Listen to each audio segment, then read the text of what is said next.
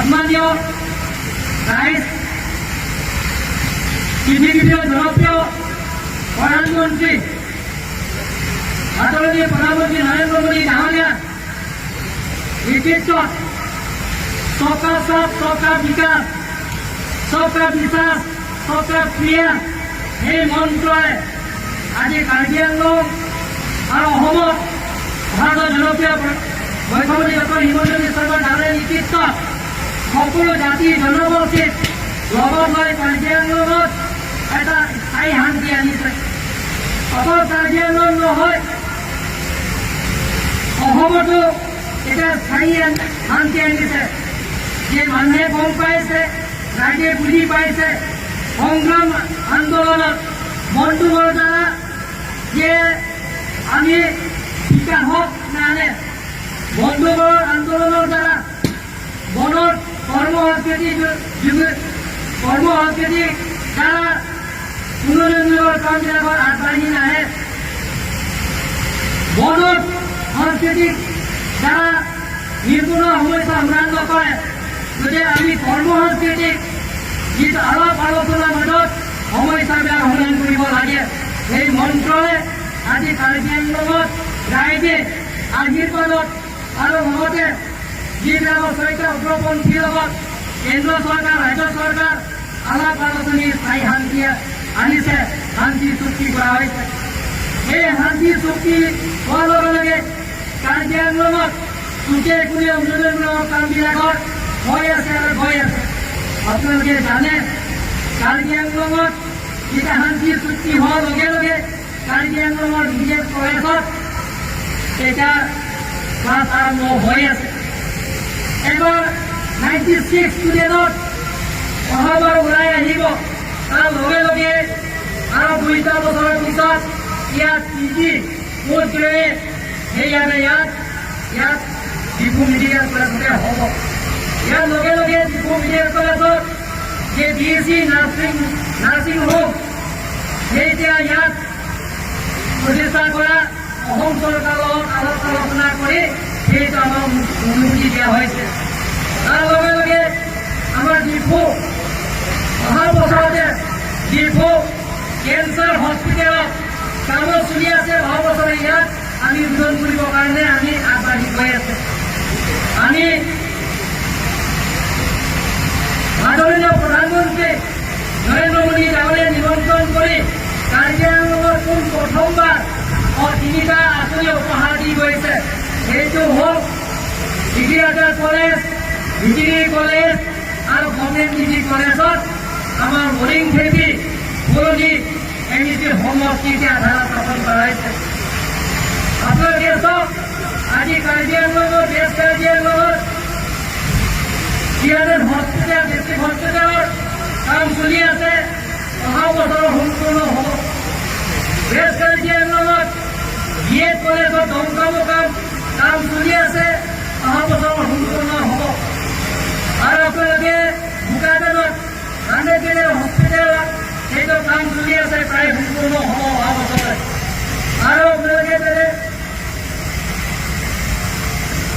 জনজাতীয় tribal residential model school আমাৰ চুৰুপথাৰ সমষ্টিত কাম প্ৰায় সম্পূৰ্ণ হৈ গ'ল। সেইটো প্ৰায় 34 crore ব্যয়েৰে সেই কামটো সম্পূৰ্ণ হৈছে কেন্দ্ৰ চৰকাৰৰ পৰা।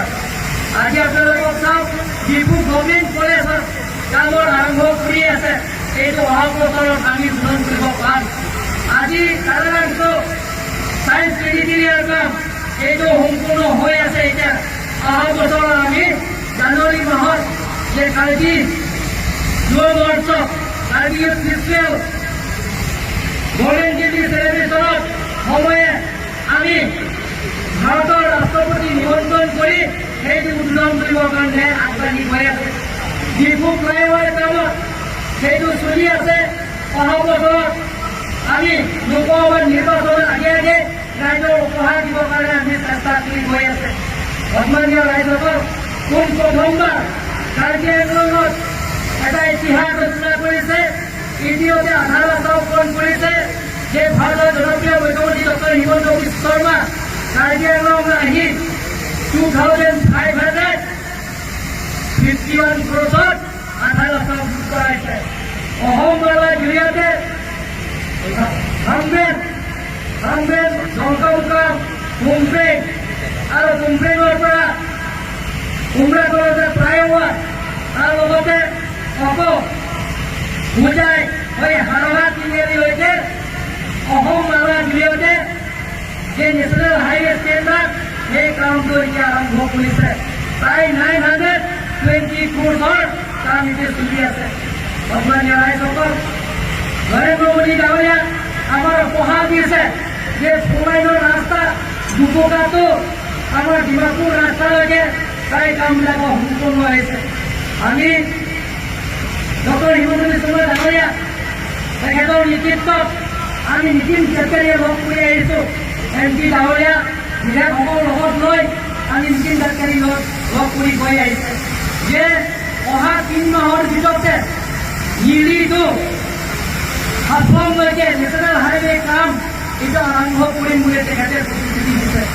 সন্মানীয় ৰাইজসকল কাৰ্বি আংলঙৰ স্থায়ী শান্তি অনাৰ লগে লগে কাৰ্বি আংলঙৰ শিক্ষা ক্ষেত্ৰ এতিয়া আগবাঢ়িছে যিটো ডেভেলপমেণ্টৰ ক্ষেত্ৰত আগতে কাৰ্বি আংলঙত শিক্ষা ক্ষেত্ৰত যেতিয়া বন কালচাৰ হৈ আছিলে তেতিয়া ইমান আগবঢ়া নাই এতিয়া কাৰ্বি আংলঙত ৱৰ্ক কালচাৰ ইডুকেশ্যন কালচাৰ যেতিয়া ডেভেলপমেণ্টৰ কালচাৰ এতিয়া হোৱাৰ লগে লগে কাৰ্বি আংলঙত এডুকেশ্যনৰ পাৰ্চেণ্টেজৰ আগবাঢ়ি আছে সন্মানীয় ৰাইজসকল কাৰ্বি আংলঙত আপোনালোকে জানে আগতে মেট্ৰিকৰ পাৰ্চেণ্টেজ 50%ৰ তলত কিন্তু 10 ইষ্ট কাৰ্বি আংলঙৰ মেট্ৰিকৰ পাৰ্চেণ্টেজ 75% 57লৈকে আগবাঢ়িছে কিন্তু কাৰ্বি আংলঙৰ ল'ৰা ছোৱালী এডুকেশ্যনৰ কালচাৰো লাহে লাহে আগবাঢ়ি আছে আপোনালোকে জানে কাৰ্বি আংলঙৰ দুখীয়া বিশ্বৰ হেমা ৰেখা পৰিয়ালবিলাকত তেওঁলোকৰ UPSC APSC তেওঁলোকৰ APSC UPSC ইয়াতে শেষ হয় তাৰ কাৰণে কাৰ্বি আংলঙৰ কাউন্সিলৰ পৰা আমি ফ্ৰী কোচিং দিয়া হৈছে তাৰ কাৰণে এবাৰ কাৰ্বি আংলঙৰ কাউন্সিলৰ দিয়া কিন্তু APSC আৰু UPSC পৰা টোটেল প্ৰায় 61 কেণ্ডিডেটে ইয়াত মেইনছ এক্সাম এবাৰ দিব পাৰিব সন্মানীয় ৰাইজসকল আপোনালোকৰ আশীৰ্বাদ আৰু সহায়িতা কাৰ্বি আংলঙত যে এতিয়া মডেল স্কুলবিলাকত কাম আৰম্ভ হৈ আছে আৰু প্ৰায় মডেল স্কুলবিলাকত আদৰ্শ বিদ্যালয় স্কুলবিলাকত এতিয়া কাম চলি আছে ইয়াৰ আপোনালোকে জানে আদৰ্শ বিদ্যালয় স্কুলবিলাকত আমাৰ কাৰ্বি আংলঙত 11টা স্কুলত কেন্দ্ৰ চৰকাৰৰ পৰা স্যাংচন কৰে এটা মডেল স্কুলত কাৰ্বি আংলঙত 6 crore 48 লাখৰ টকা কেন্দ্ৰ চৰকাৰৰ পৰা আমাক এইটো মন্ত্ৰী দিয়া হৈছে টেণ্ডাৰ কৰা হৈছে সেই কামবিলাক আমি আৰম্ভ কৰিছোঁ সন্মানীয় ৰাইজসকল জল জীৱন মিছনৰ জৰিয়তে কাৰ্বি আংলঙত 900 crore যে কাৰ্বি আংলং আৰু ৱেষ্ট কাৰ্বি আংলং যাতে BPL ফেমিলিবিলাকক যে শুদ্ধ পানী যাতে মই সুবিধা দিয়াৰ পাছত নৰেন্দ্ৰ মোদী ডাঙৰীয়াক আমাৰ 900 crore কাৰ্বি আংলঙে উপহাৰ দিয়া হৈছে সন্মানীয় ৰাইজসকল আমি আপোনালোকে শুনি ভাল পাব যে ইয়াত আমাৰ ডিফো গ্ৰীণফিল্ড যিহেতু আমাৰ ইয়াত যিহেতু আমাৰ বনাঞ্চলত সেইটো কেন্দ্ৰ চৰকাৰৰ আমাক ইয়াত অনুমোদন দিয়া হৈ গ'ল আৰু দ্বিতীয়লৈকে আমি চামিট কৰা হৈ গ'ল যোৱাকালি আমাৰ কাৰ্যকলাপ কাউন্সিলত প্ৰেজেণ্টেশ্যন দিয়া হৈছে সেই কামো আমি সোনকালে আৰম্ভ কৰিব পাৰিম ইয়াত ডিফু ৰেলৱে ষ্টেচন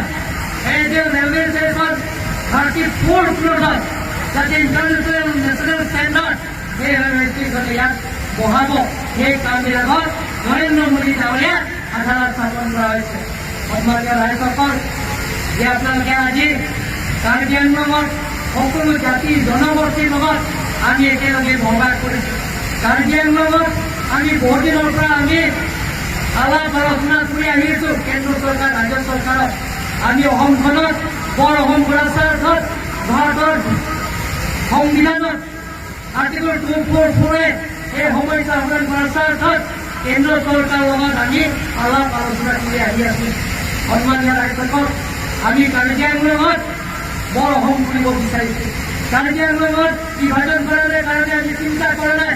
কাৰ্বি আংলঙত বৰ অসম কৰাৰ স্বাৰ্থত আমি স্বায়ত্তশাসী ৰাজ্য আমি বিচাৰিছোঁ। স্বায়ত্তশাসী ৰাজ্য মানে এই তিনিটা ষ্টেট। সেইকাৰণে আমি কেন্দ্ৰ চৰকাৰৰ লগত আলাপ আলোচনা কৰিছোঁ।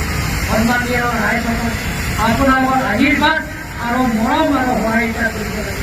আমি নতুন কাৰ্বি আংলঙত নিৰ্মাণ কৰিবৰ কাৰণে কৈ আছোঁ। তাৰ কাৰণে আপোনালোকৰ আশীৰ্বাদ আৰু মৰম আৰু সহায়িতা কৰিব।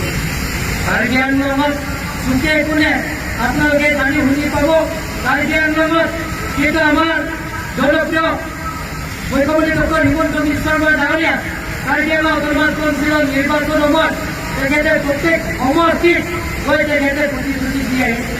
ৰাস্তা পদূলিৰ পৰা আৰম্ভ কৰি বেলেগ বেলেগ সমস্যা, সেই সমস্যাবিলাকক পূৰণ কৰিবলৈ তেখেতে কৰিছে। সেই প্ৰতিশ্ৰুতিবিলাকত তেখেতে কৈছে আখৰে আখৰে পালন কৰিবলৈ গৈছে। আপোনালোকৰ চাওক, ৰাস্তাবিলাকত ইয়াত হাবাইপুৰ শিৰণী চাৰিআলিটো হাবাইপুৰলৈকে ৰেলৱে ষ্টেচনলৈকে কামবিলাকত লাইনৰ ৰাস্তা প্ৰায় সম্পূৰ্ণ হ'ব। 75% কামৰ আঁচনি প্ৰায় সম্পূৰ্ণ হ'ব। আৰু শিৰণী তিনিআলিৰ পৰা গিৰিকেন্দ্ৰিঙৰ ৰাস্তা এতিয়া কাম চলি আছে। ডিফুৰ পৰা এতিয়া ধনচিৰি ৰাস্তা কাম চলি আছে। আৰু আমচেৰিঙৰ পৰা ৰমজান ভ্ৰমলৈকে সেই কামবিলাকত চলি আছে। এনেধৰণৰ যিটো নেকি আমাৰ চুক্তিশালাটো বৰকুণ্টা ৰাস্তা, সেই কামবিলাকৰ এতিয়া IRDF জৰিয়তে অনাৰবল চিফ মিনিষ্টাৰ আমাক অনুমোদন দিয়া হৈছে। ৱেষ্ট কাৰ্বি আংলঙত নিৰিটো ৰমজান ভ্ৰমলৈকে 2 লাইন ৰাস্তা, নেশ্যনেল ষ্টেণ্ডাৰ্ডৰ ৰাস্তা, সেইটো অসম চৰকাৰে আমাক অনুমোদন কৰা হৈছে যে সোনকালে ষ্টেণ্ডাৰ্ড কৰা হ'ব। সন্মানীয় ৰাইজসকল, আমি কাৰ্বি আংলঙত আলাপ আলোচনাৰ মাজতে আমি এটা উন্নয়নমূলক কামবিলাকৰ আগবাঢ়ি লৈ যাব বিচাৰিছোঁ। গতিকে সকলো ৰাইজৰ আমাক সহায় লাগিব, আপোনালোকৰ আশীৰ্বাদ লাগিব, আপোনালোকৰ মৰম লাগিব।